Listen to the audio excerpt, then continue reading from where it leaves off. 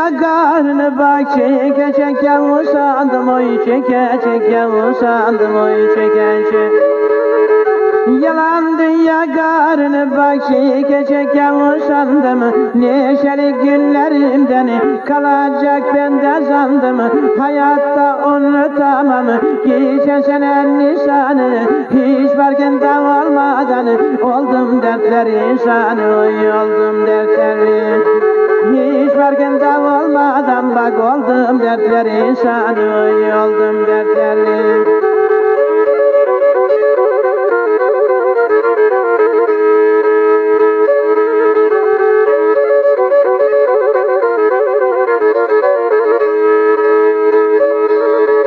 Karlardan kurtulup oy neşe damlamadım.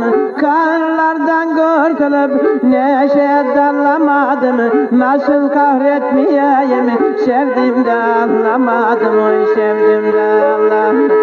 Nasıl kahretmeyeyim oy sevdim de anlamadım oy sevdim de anlamadım.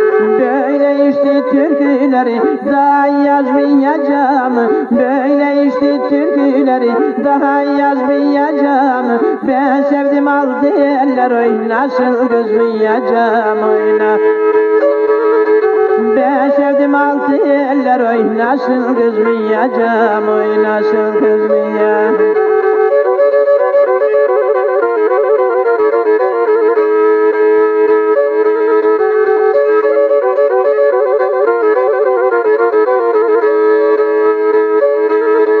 Şu yalancı dünyada bak arkadaşım rakımdır.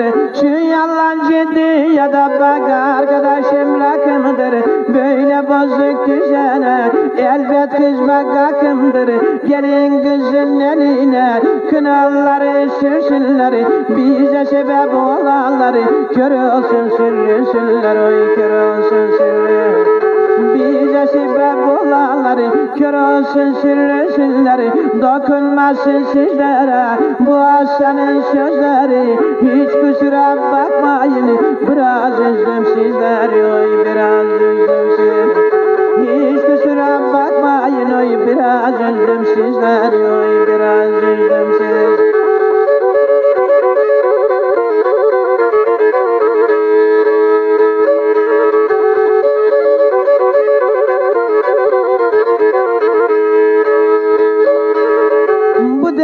Türküleri bak şöyle yazsan söyle de söyle yazsan söyle oy söyle.